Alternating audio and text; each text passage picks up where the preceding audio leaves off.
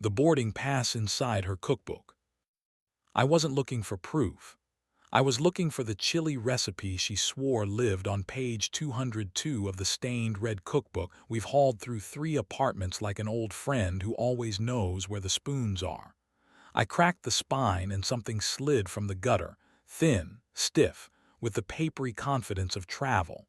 A boarding pass folded once. Kyiv to Odessa, a Tuesday we spent working late. Her name, middle initial, Seat 7C, the stamp of a morning departure that would have required breaking the kind of promise you keep without saying aloud. I held it like a misdelivered letter from a future I didn't choose. We were good at kitchens and rain. In our early months, we'd watch storms from the fire escape, a blanket over our knees, her ankles tucked under my thigh like we were 2 people at the same end of a rope. She slept with her hand on my ribs, fingers splayed as if she were counting something she refused to lose. I ironed pillowcases because flat cotton felt like a small vow that even ordinary could be clean.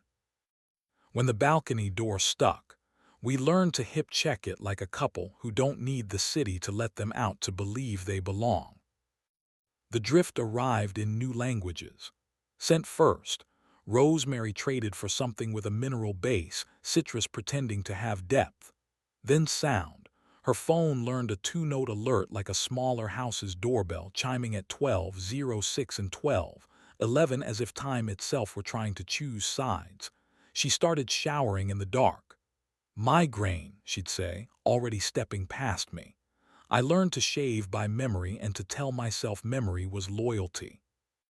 The boarding pass made my tongue taste like coins. She texted me that Tuesday a photo of her laptop, the caption "Drowning, do not call," and a heart that looked like it had closed its eyes. She came home at 10 smelling like hotel air and someone else's soap, kissed my cheek with practiced precision, and called me the name she only used when she wanted me to believe we were still harmless. I didn't confront her. I cooked. I salted water like it owed me and watched steam make the kitchen a weather report I could survive. She leaned on the counter and told me a story about a client who thought they wanted a new color and really wanted forgiveness. I fed her a spoonful. She bit the spoon like she likes to, gently, then smiled. "More salt," she said. Her ankle found mine under the table. Desire is impolite and loyal. It arrived when I didn't invite it and stayed through dishes. The next morning I took the pass to the window where daylight behaves like an editor. The print didn't change. Seat 7C remained confident in its reality. I opened her cloud back up the way you open a window in winter, knowing you'll be cold and doing it anyway. Hotel receipts. A picture of a glass with a lime wedge and 2 fingerprints on the bowl. A selfie from the airport, cropped to show only the edge of a jacket I didn't recognize and the corner of a mouth I knew too well. I called a lawyer because I wanted to know the names of my options. Her office sits above a cobbler and smells like stitched leather and old tea. She tapped her pen against a pad and asked without romance, "Outcome or scene?" "Outcome," I said, surprised my voice had the shape for it. "Then you need boring things," she said. "Dates, doors, dollars, witnesses, not heroes. Don't send poetry by text. Judges are allergic to metaphor." She slid me a checklist that made grief behave for 5 minutes. Move what you may, copy what you must, breathe before replying. I didn't want to be a detective. I wanted to be a person whose kitchen didn't lie. But a week later, the apartment smelled like that mineral perfume again, and a navy blazer with narrow lapels appeared on our chair with the arrogance of a house guest. "Borrowed," she said, already in motion. The 2-note doorbell chimed from her phone. The contact was saved as North, a compass pretending to be a man. When I kissed the hollow under her ear, her breath found that familiar hitch, and then moved away like a cautionary tale. We met at a gallery opening the year we learned to like clean white walls. She pointed at a painting of a blue door where the perspective was wrong on purpose and said, "He's asking the room to believe the lie that light makes." I said.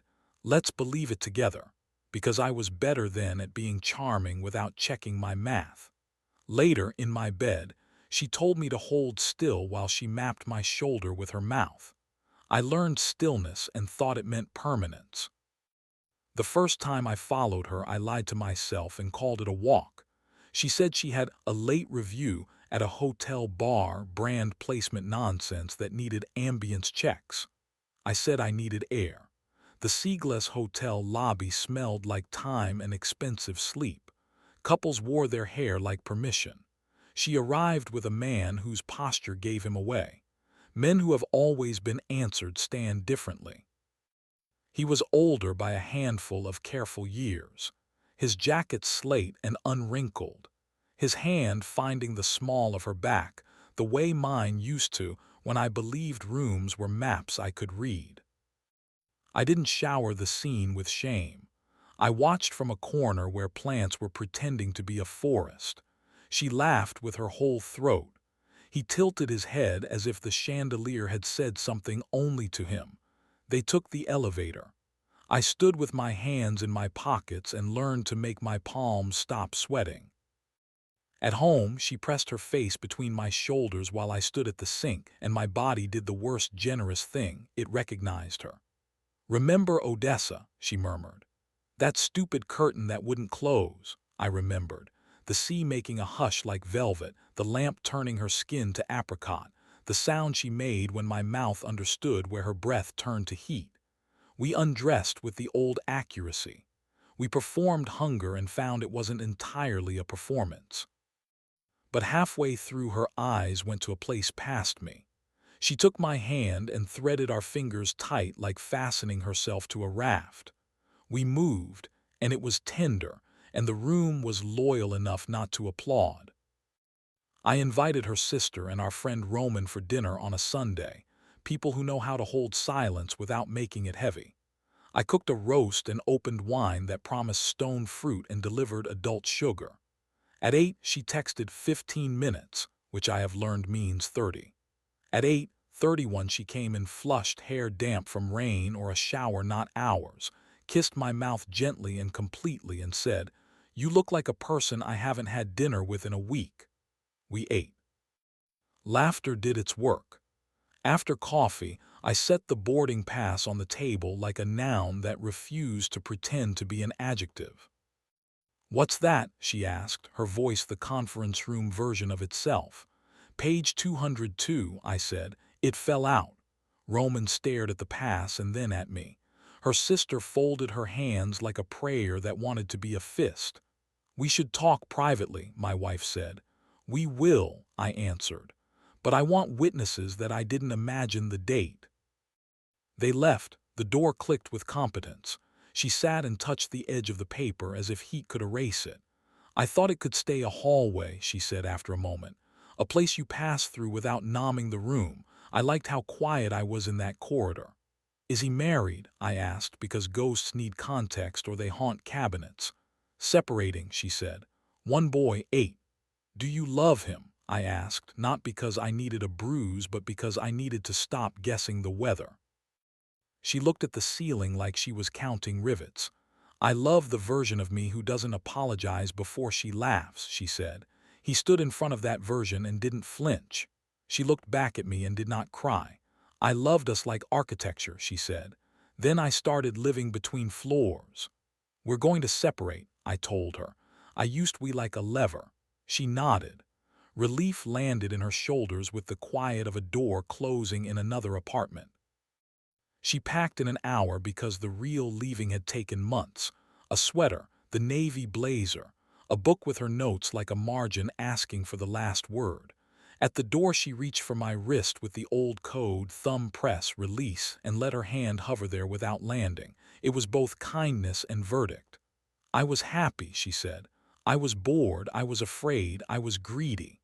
"You were alive," I said. "So am I." He wrote to me once because there is always a script, an email full of respect and timing and a wish that we might proceed as gentlemen, as if what had happened wore cufflinks. I forwarded it to my lawyer and to Roman, who replied with 3 words: block, breathe, Boil. I boiled water until the windows fogged and the kitchen remembered how to be a room, not a story. The next weeks were arithmetic. I moved what I was allowed to move. I changed the Wi-Fi password to a sentence about bridges in motion. I ironed pillowcases badly and let the crease live like a scar. I ran by the river until my lungs felt new enough to deserve plans. At 12, 11 some nights I still heard the phantom chime, 2 notes like a smaller house. I learned to let it be a clock, not an omen. Once, because my mind wanted to stop looping, I went to the airport with the boarding pass in my pocket. I stood under the departure screen and watched strangers decide to become elsewhere. The snack bar sold coffee that tasted like waiting. A family argued about pretzels. A woman cried into her coat and didn't apologize to the seat beside her. I took the pass out, smoothed it, and slid it into a trash bin designed to swallow paper like it was trained to forgive. The bin made no sound. Neither did I. On the day the decree came, thick paper, italic sorrow, I didn't burn anything. I changed the sheets. I washed the red cookbook's cover and let it dry like a tongue. I put the book back on the shelf and left page 202 alone. The apartment exhaled in the way rooms do when they realize they might be allowed to be rooms again. She texted on a Wednesday, "Thank you for not making me the worst thing I did."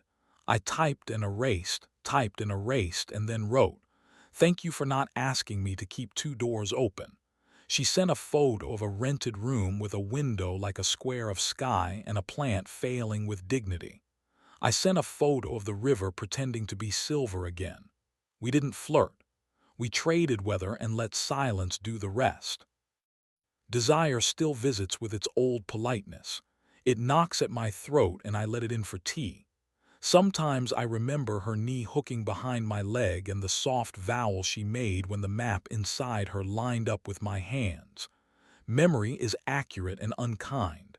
I stop it before it turns into choreography. I make toast. I stand at the window. The city forgives itself for being itself. I still iron pillowcases on Sundays. Flat cotton is a promise I can keep without witnesses. I still use page 202, but now for soup that takes all afternoon and pays you back in steam. When it rains, I open the balcony door until the latch complains, then close it with my hip the way we learned together. The room remembers how the move goes even when you're the only dancer. I saw her once in the lobby months later. The elevator let us out at the same time, and for a second our faces returned to the shape they used to wear. She had a new coat the color of a decision. She asked about the plant we killed and kept replacing, the basil that always wants more than you can give. "Alive," I said. "It thinks seasons are suggestions." She laughed in the part of her throat I used to trust. She did not touch my wrist. I didn't open my hand. The last thing I kept was her mug, the chipped one with the fox half worn off. It sat in the cabinet like a dare. One morning I took it down, filled it, drank, and realized the coffee tasted exactly like coffee. I put it in the dishwasher with the others. The cycle made its blunt, reliable music. Outside, a plane crossed the river and no one looked up. The 2-note phantom chimed in my head and I let it be a timer for the eggs. At night, if I wake at 12:06, I press my thumb to my wrist where the old code used to land. I hear pulse. Here, it's enough. I turn the pillow to the cool side because some luxuries are free. I let the room take my shape. The door latches on the first try. In the morning, I open the cookbook and cook something that doesn't pretend to be anything but warm. I sit on the fire escape and eat while the city writes its light down the building's face. Across the way, someone laughs and someone else answers, and you can't tell which of them is the echo. I finish, rinse the bowl, set it in the rack at an angle only I find satisfying, and step into a day I owe to boring decisions made at the right times. If a memory knocks, I open. If a smaller house rings its little bell, I let it.